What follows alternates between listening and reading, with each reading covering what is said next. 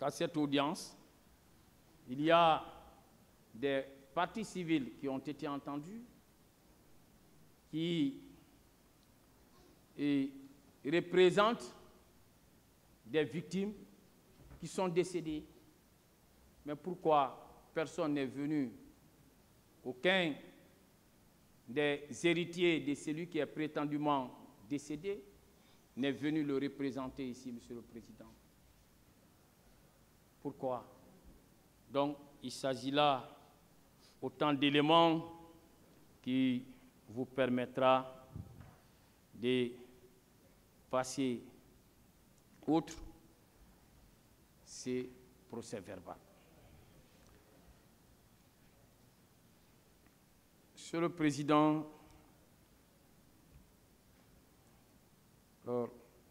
j'ai suivi et je n'en revenais pas lorsqu'un confrère vous demandait de n'accorder aucune circonstance atténuante et trouvait même que la peine maximale prévue par le Code pénal, la réclusion criminelle à perpétuité, serait même insuffisante. Ses confrères, certainement, est un partisan de la peine de mort.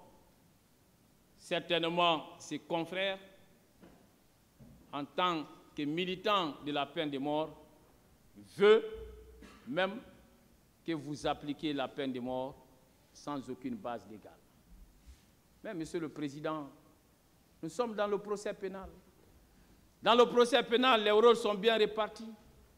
La partie civile ne peut solliciter que la réparation des préjudices résultant de la commission de l'infraction, ne peut demander que l'allocation des dommages et intérêts. La partie civile n'est pas là pour requérir la réquisition de la peine applicable et du ressort du ministère public, Monsieur le Président. Donc, je suis convaincu que ses confrères est allé trop loin et il s'est adjugé un rôle qui n'est pas le sien. Monsieur le Président,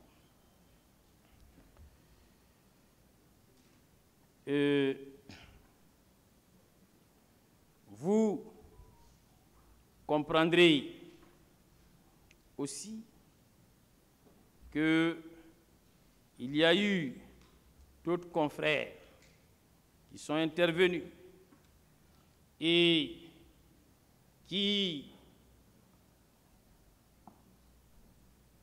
après s'être servis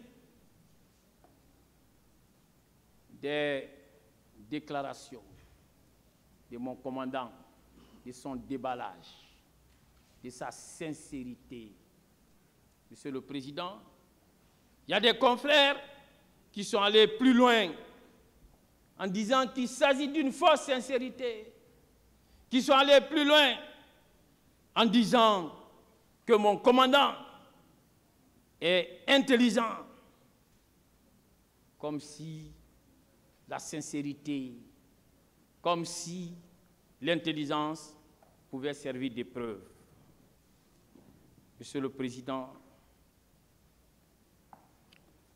il y a quand même dans les rangs de nos confrères des partis civils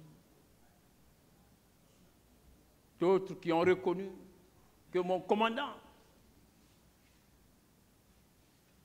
a fait une contribution remarquable et que si beaucoup de choses ont été sues dans ces procès, que c'est grâce à cette contribution. Il est allé, et là, je lui rends hommage, jusqu'à reconnaître que si c'est mon commandant qui était le président de la République, qu'on n'aurait pas connu le 28 septembre. Monsieur le Président, vous voyez que parmi toujours les confrères de la partie, des partis civils, alors il y a un qui a relevé le sens de la compassion que mon commandant a eu ici à l'ouverture de ces procès, disons à l'occasion de la prise de parole ici, quand il était question pour lui de donner sa version des faits. Donc, ce confrère-là l'a relevé. C'est un confrère étranger.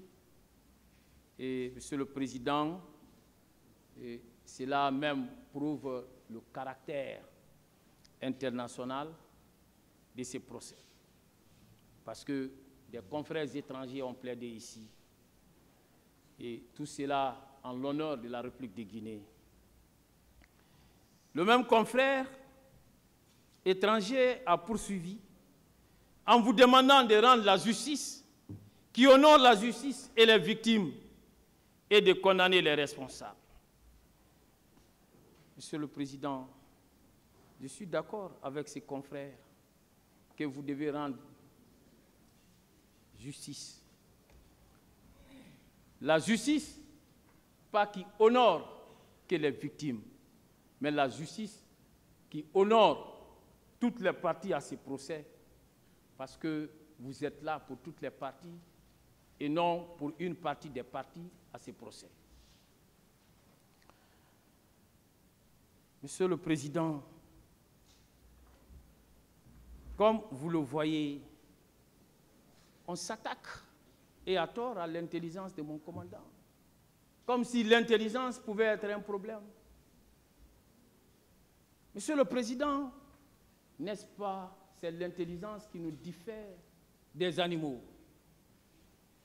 Le fait d'avoir une intelligence, on ne doit pas incriminer cela comme un élément de preuve. Ses confrères oublient, Monsieur le Président, que mon commandant est un brillant universitaire. Ils oublient qu'il a occupé des postes de responsabilité. Il a été toujours chef médecin dans sa carrière avant qu'il ne connaisse ces tristes jours, Monsieur le Président. Donc, l'apanage de l'intelligence, ce n'est pas seulement du côté des avocats. On peut trouver l'intelligence partout et l'intelligence ne saurait être un élément de culpabilité.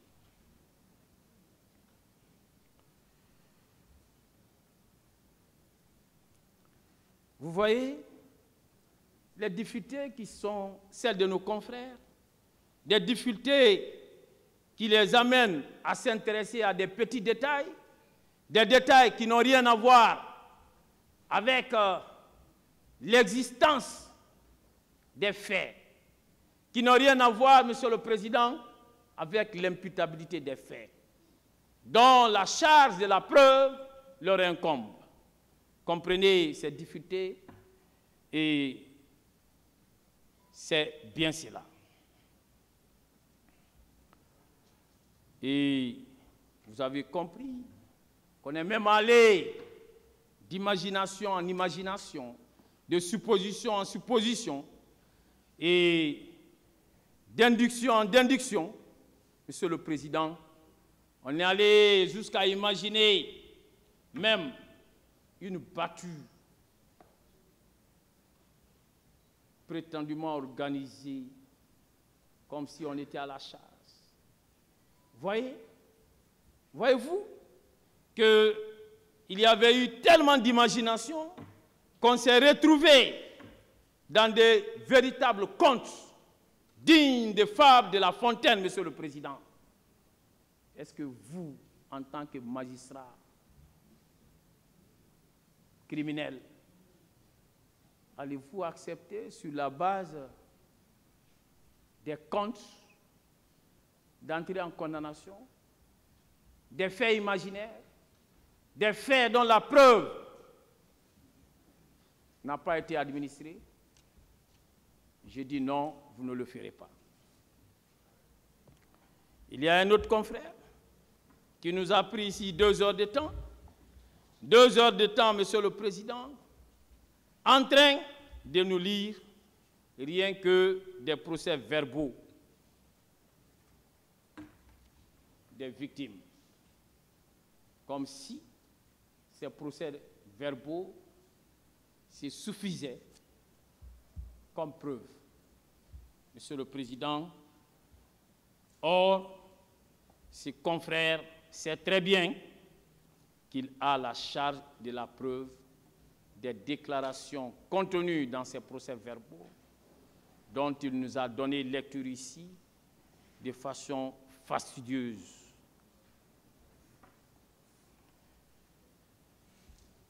Monsieur le Président, si cela avait un sens, si les déclarations des victimes étaient suffisantes, est-ce que les enquêtes auraient eu un sens? C'est pourquoi, d'abord, vous avez les déclarations des victimes. Quand on est victime, on fait des déclarations. On le fait à chaud. Mais ces déclarations-là doivent être prouvées. C'est pourquoi la procédure pénale comprend 3 phases. La phase des enquêtes, où on vérifie les déclarations de la victime et à la victime d'apporter la preuve de ces déclarations. Et après la phase des enquêtes, vous avez celle de l'instruction. Alors, où il va être encore question d'investigation, mais beaucoup plus approfondie. Toujours à la recherche des preuves. Parce que, comme quelqu'un le disait, le procès pénal est un débat de preuves. Celui qui accuse doit pouvoir rapporter la preuve de son accusation.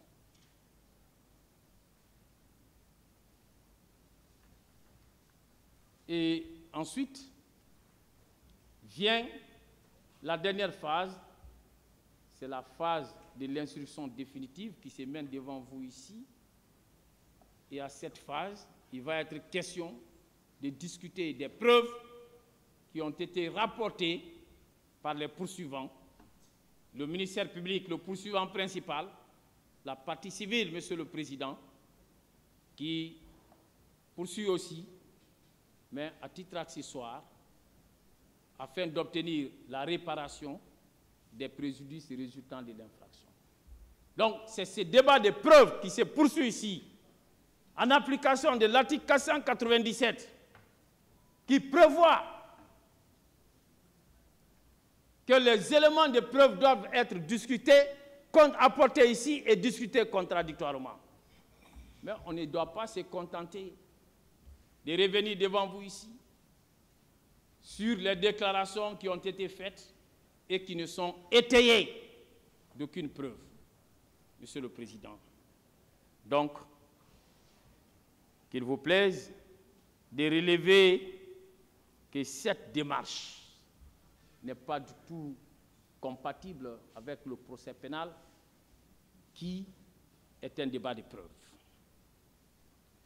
Heureusement qu'en tant que magistrat aguerri, vous le savez mieux que nous.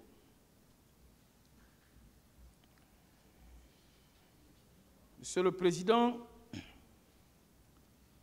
il y a un autre confrère qui a passé tout son temps à construire des hypothèses sur la base de si, du début jusqu'à la fin, contre mon commandant, comme si, en procédant ainsi, cela pouvait être un élément de preuve. Non, Monsieur le Président, on n'est pas là pour vous fatiguer avec des hypothèses. On est là pour pouvoir discuter des éléments de preuve, des éléments de preuve matériels, des éléments de preuve indiscutables, objectifs, constatables. À défaut, Monsieur le Président, vous le savez mieux que nous, vous vous abstiendrez d'entrer en condamnation. Et vous le savez qu'à cette phase, ce qui est exigé, ce sont des certitudes et non des probabilités. Or, les hypothèses sont fondées sur des probabilités, Monsieur le Président. D'ailleurs, à propos, il y a des jurisprudences constantes. Lorsque la culpabilité est probable, parce que les éléments présentés au juge n'entraînent pas une certitude absolue, celui-ci doit considérer qu'il demeure un doute dont le prévenu doit bénéficier. Arrêt de la Chambre criminelle de 1960, publié dans le bulletin criminel numéro 339. Il s'agit là d'une jurisprudence constante, d'une jurisprudence vieille, d'une jurisprudence, Monsieur le Président, qui n'a pas bougé et dont les lignes sont restées intactes durant des années et des années. Figées, Monsieur le Président, comme les écritures saintes du Coran. Et cette jurisprudence qui nous enseigne qu'en cas de doute, le doute profite à l'accusé, alors est fondée sur un principe général du droit que nous avons tous appris en deuxième année, droit. En cas de doute, le doute profite à l'accusé. Mais d'ailleurs, Monsieur le Président, en ce qui concerne mon commandant, il n'y a même pas de doute. Il n'y a même pas de doute. Il n'existe aucune preuve de sa culpabilité. Aucune. Il n'existe aucune preuve en ce qui le concerne. À plus forte raison, un quelconque doute.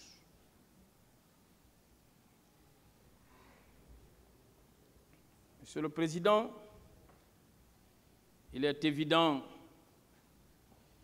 que, avec ces éléments apportés par les confrères des partis civils, vous ne trouverez absolument rien de nature à asseoir une quelconque décision de condamnation contre mon commandant. Monsieur le Président, et le même confrère, et comme preuve de ce que M. Aboubacar Diakité était un commandant, il dit, ben, pourquoi on l'appelait commandant alors qu'il ne l'était pas, alors que son grade ne lui le permettait pas? Mais, Monsieur le Président, nous passons le plus clair de nos temps, le plus beau de nos temps, à appeler des substituts procureurs, Monsieur le Président, à appeler des substituts généraux procureurs.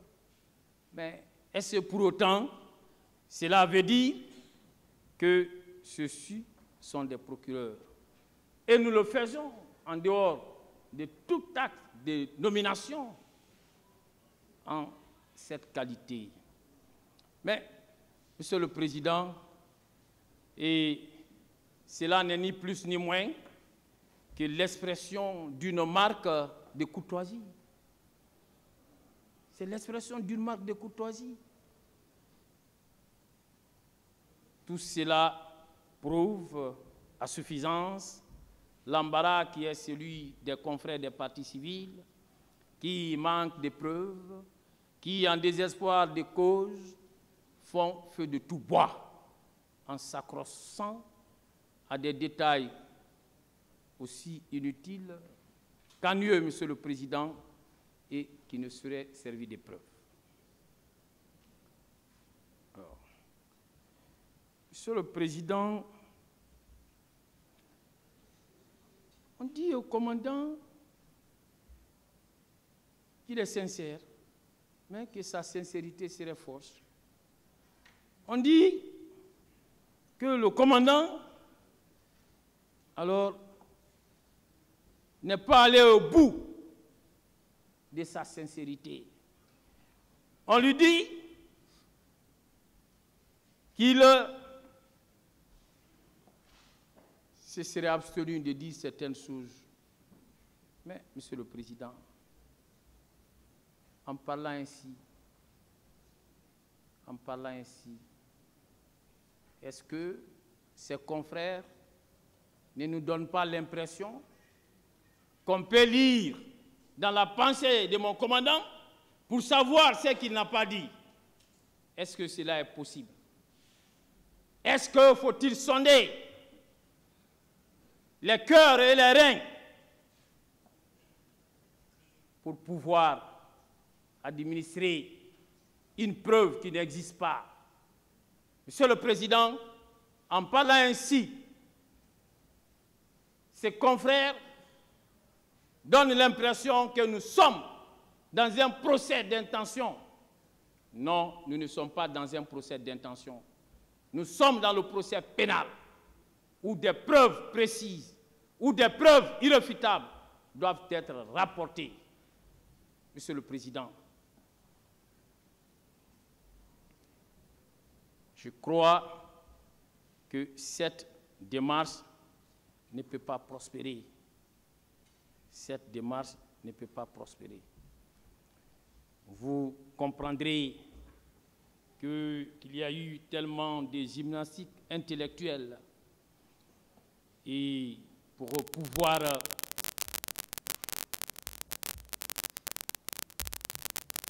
trouver à tout prix la solution aux difficultés des preuves en ce qui concerne la culpabilité de mon commandant dans cette affaire, en ce qui concerne son innocence. Puisque, Monsieur le Président, les victimes elles-mêmes n'ont rien relevé contre lui. Mais ce sont les avocats des victimes qui ne sont pas en harmonie avec leurs clients, qui à tout prix veulent trouver des éléments contre mon commandant qui n'existent pas. Ses confrères ne sont pas en harmonie, puisque nul ne peut être plus royaliste que le roi. Mais qu'est-ce que j'ai retenu, Monsieur le Président, en écoutant mes confrères des partis civils? J'ai pu relever, et vous avez dû aussi le relever, que les confrères qui sont intervenus, leur plaidoirie permettent de les classer en 3 catégories. Première catégorie, Monsieur le Président, des confrères ayant plaidé contre mon commandant. La première catégorie est composée de confrères et de consoeurs qui se sont inutilement acharnés contre mon commandant sans la moindre preuve, comme en font foi les démonstrations que je viens de faire. Monsieur le Président, ses confrères, en agissant ainsi, ne sont pas en harmonie avec les déclarations de leurs propres clients. Et ce faisant, Monsieur le Président, vous comprendrez que rien ne peut être retenu de tout ce qu'ils ont proposé ici. La deuxième catégorie des confrères ayant plaidé dans les rangs des partis civils, c'est celle qui regroupe des confrères et consoeurs qui se sont carrément, nettement abstenus de plaider contre mon commandant parce qu'ils sont tout simplement convaincus de son innocence, en raison de l'absence manifeste, criarde, de tout élément de preuve contre lui. Et vous avez une troisième catégorie de confrères. D'ailleurs, cette dernière catégorie de confrères n'est constituée que d'un seul qui a refusé de se mettre en mal avec sa conscience, qui a refusé de se compromettre, qui, convaincu de l'innocence de mon commandant, cet avocat brillant, Maître Alseni Aïssata Diallo, a plaidé sans gêne l'innocence de mon commandant et a sollicité son acquittement. C'est cela aussi un avocat à grand cœur, un avocat qui veut rester en harmonie avec sa conscience. Qu'il en soit vivement remercié. Nous saluons mon commandant et sa défense, son honnêteté intellectuelle, qui fera date, qui fera tache d'huile, Monsieur le Président, qui fera jurisprudence. Monsieur le Président, honorables assesseurs, à présent, intéressons-nous à ce que le ministère public qualifie d'épreuve. Le premier intervenant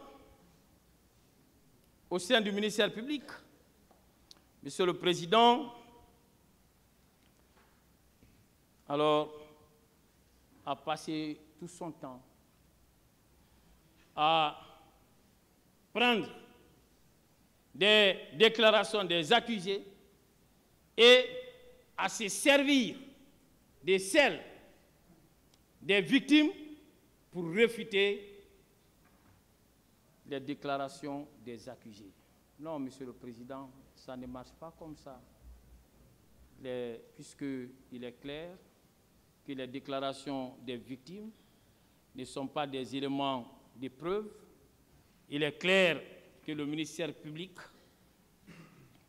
qui ne l'ignore pas, est astreint, au même titre que la partie civile, à l'obligation d'administrer la preuve qu'il lui incombe la charge de la preuve et que, ce faisant, il ne peut pas s'abriter derrière les déclarations des victimes pour ne pas s'acquitter de celle qui est la sienne.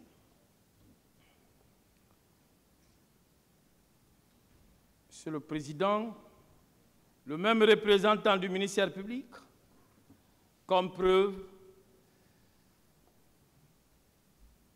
il fait état des déclarations de M. Blaise Gomou, lesquelles déclarations, Monsieur le Président, ont déjà été mises en nu. J'en ai parlé et je ne reviendrai plus sur ça, parce que tout ce qu'il a été dit, tout cela a été désapprouvé par les déclarations des victimes et par celles des témoins.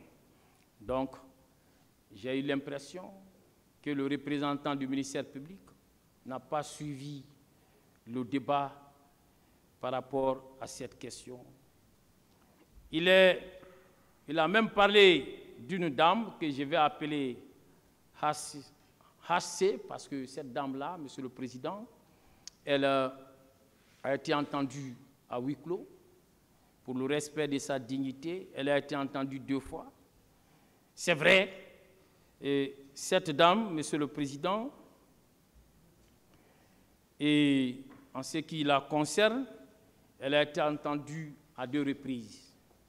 Pour la première fois, lorsqu'elle a été entendue, elle a accusé mon commandant dans les mêmes termes que M. Blaise Gomou. Ça, c'était lors de son premier passage ici à huis clos, mais à l'occasion de son second passage, elle s'est rétractée, elle s'est ravisée. Je ne sais pas si le représentant du ministère public était là en ce moment. Des questions lui ont été posées.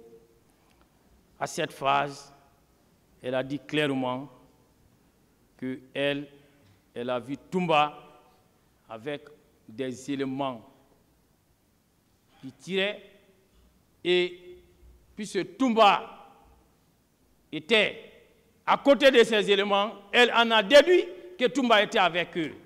Je lui ai posé la question de savoir, est-ce que vous avez vu Toumba lui-même tirer? Elle a dit non. Donc, cette dame a été claire, Monsieur le Président, et elle a dit qu'elle n'a vu mon commandant commettre aucune des infractions qui lui sont reprochées. Là, ces jours-là, ces déclarations ne sont pas constitutives des preuves, mais ces jours-là, quand même, cette dame, alors, s'est ravisée et c'était sous votre contrôle. Monsieur le Président, je m'intéresse à présent au deuxième intervenant du ministère public, et selon lequel Toumba alors a déclaré qu'il s'est rendu au stade pour sauver les leaders. Selon lequel, comme preuve, Toumba a proposé au président Dadis la nomination de Bégré au poste de commandant du camp Koundara, alors qu'il savait que Bégré était un cadre subalterne. Le même, dans la même lancée, reproche au commandant qu'il était il soutient qu'il était le commandant de la garde présidentielle et que c'est cette garde qui s'est rendue au stade. Et il dit que mon commandant était obligé de sauver les leaders pour pouvoir sauver leur pouvoir. Il dit que mon commandant n'a entrepris aucune décision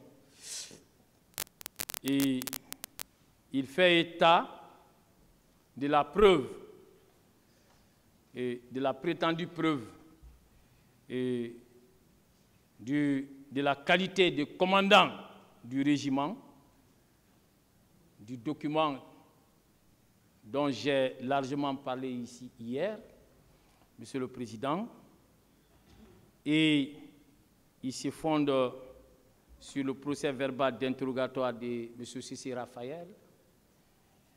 Monsieur le Président, parlons de ce que ce deuxième représentant du ministère public a proposé. Je commence par relever que mon commandant Toumba n'a jamais soutenu ici, qu'il s'est rendu au stade. C'était dans le but de sauver les leaders. Plutôt, il a déclaré qu'il s'y était rendu à la recherche du président Dadis, et qui sortait souvent à son insu. Et il a établi, comme le commandant du salon l'a confirmé ici, que cela s'est passé et il était obligé de rattraper le cortège présidentiel. Monsieur le Président, le fait de proposer une personne pour qu'elle puisse être nommée à un poste de responsabilité, en quoi cela pourrait être considéré comme une preuve? Est-ce que l'autorité de nomination était-elle obligée? Et puis, c'était à un moment, Monsieur le Président, où personne ne pouvait deviner la survenance de ces événements malheureux. Donc, voilà encore des petits détails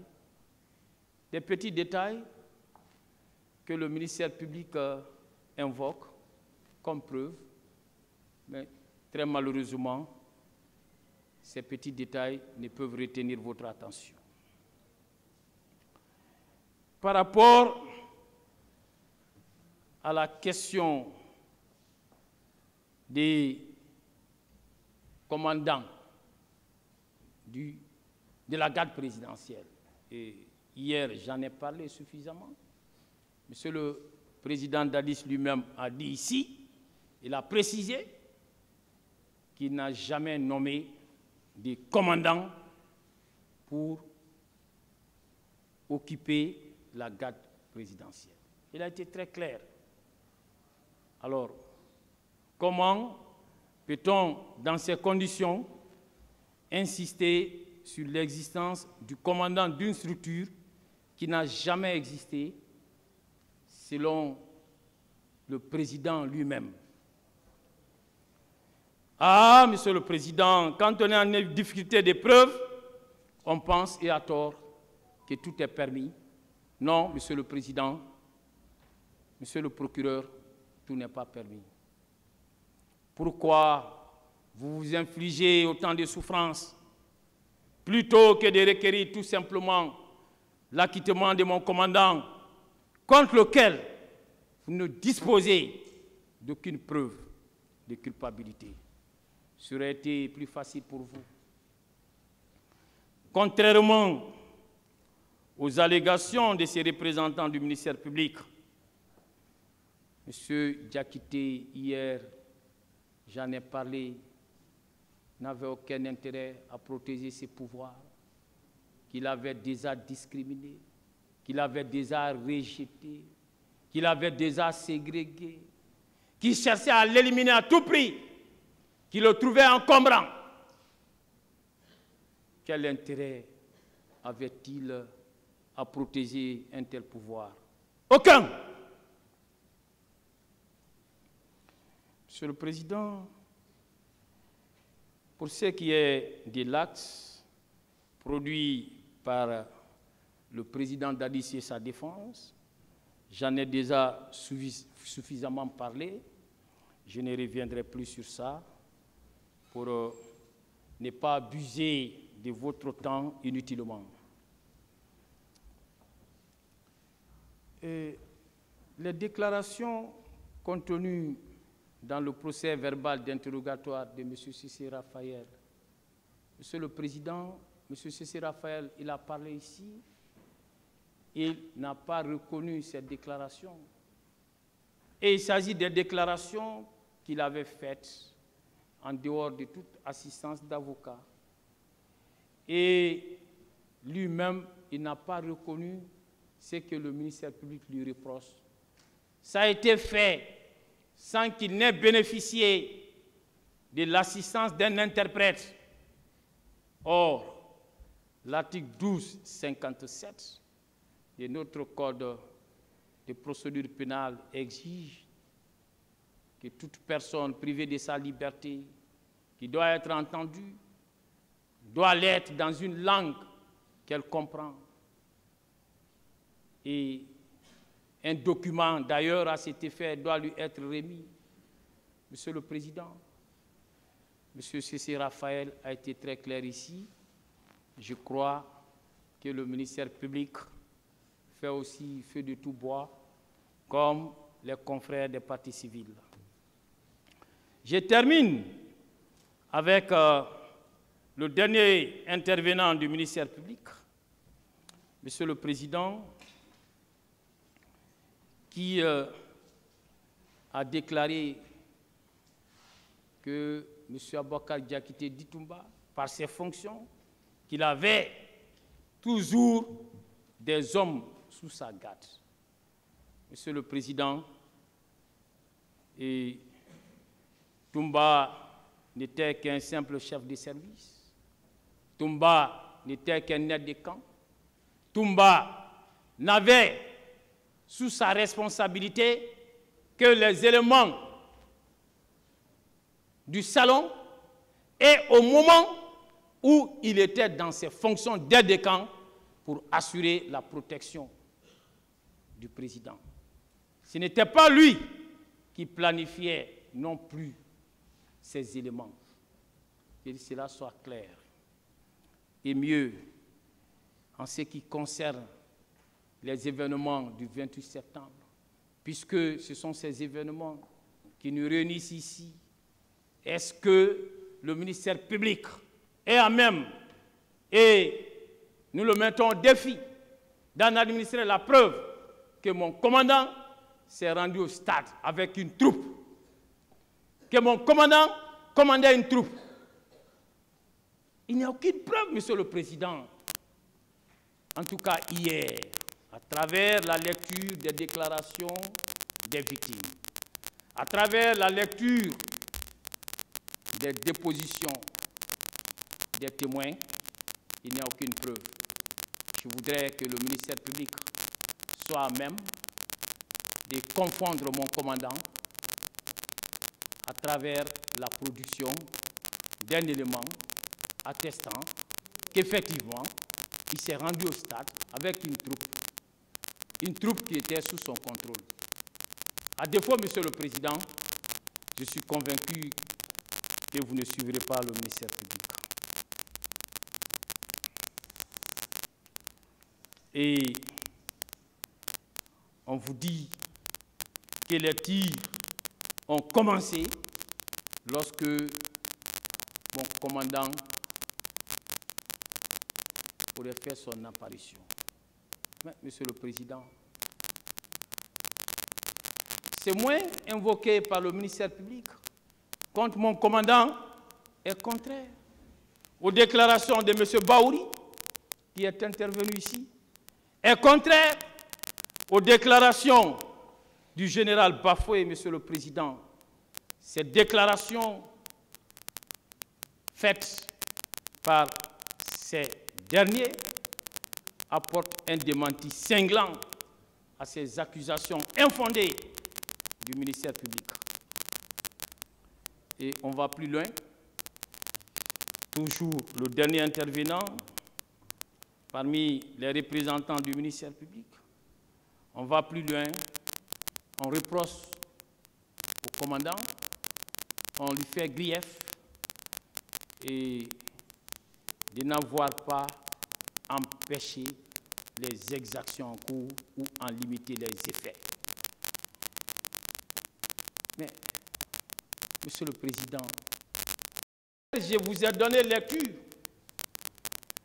des déclarations faites par le chef d'état-major général des forces armées du moment.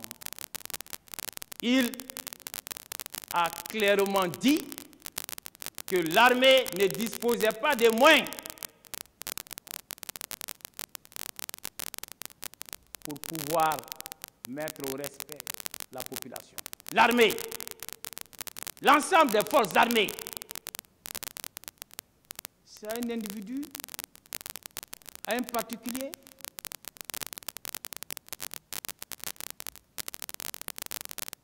que vous allez considérer responsable pour n'avoir rien fait, ou toutes nos forces armées n'ont pas pu faire quelque chose. Au moins, lui à son actif, cela est acquis au débat. Il est parvenu à sauver 4 leaders. Et en bataillant, en recevant des coups, il est parvenu à les extirper entre les mains de leurs agresseurs. Lui, il l'a fait.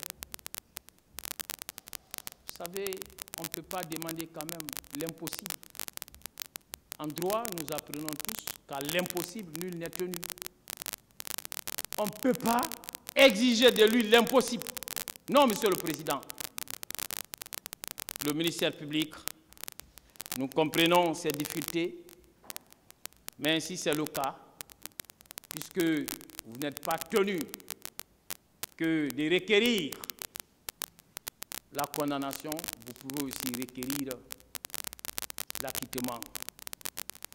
Alors, je pense qu'il est temps de requérir l'acquittement de mon commandant parce que vous ne disposez d'aucun élément de preuve à son encontre. Le même va plus loin et dit ceci. En sa qualité de cadre supérieur, il pouvait faire cesser les actions qui étaient en cours. Quelle qualité de cadre supérieur? Il n'était pas un supérieur hiérarchique, Monsieur le Président. Il n'était qu'un simple aide de camp. Monsieur le Président, ça aussi, ça ne peut pas prospérer. Et vous savez, et nous y reviendrons d'ailleurs, lorsque quelqu'un est poursuivi pour non-assistance à personne en danger, comme c'est le cas, le secours n'est dû que lorsque celui qui est tenu n'est pas en danger. Mais lorsque celui qui est tenu au secours, Monsieur le Président, encourt lui-même un danger, cela constitue pour lui un fait justificatif qui résulte même des dispositions du Code pénal, des dispositions qui prévoient les éléments constitutifs de cette infraction. Monsieur le Président, j'ai fini ainsi avec le ministère public et je vais relever que le chef d'état-major général des forces armées avait installé un comité de crise. Hier, je vous en ai donné la preuve. Un comité de crise qui a siégé, qui réunissait tous les chefs d'état-major particuliers, en plus du directeur national de la police, qui a siégé pendant toute la journée du 28 septembre, entre 10h et 11h. Monsieur le Président, l'armée était au courant de ce qui s'est passé. Et l'armée allait rendre compte au président de la République qui était là. Parce que d'après le chef d'état-major, et cela même ressort de la constance des faits, le ministre de la Défense n'était pas là. Donc le président était son interlocuteur direct. Donc l'armée était au courant et suivait au même titre que tout le monde ce qui s'est passé au stade, mais l'armée n'a pu rien faire. Donc, évitons de faire de l'impossible un élément de preuve. J'ai fini avec le ministère public. À présent, je m'intéresse aux arguments développés par une certaine partie de la défense. Monsieur le Président. On va vous interrompre quelques instants. Ok, Monsieur le Président. Rejoignez le box.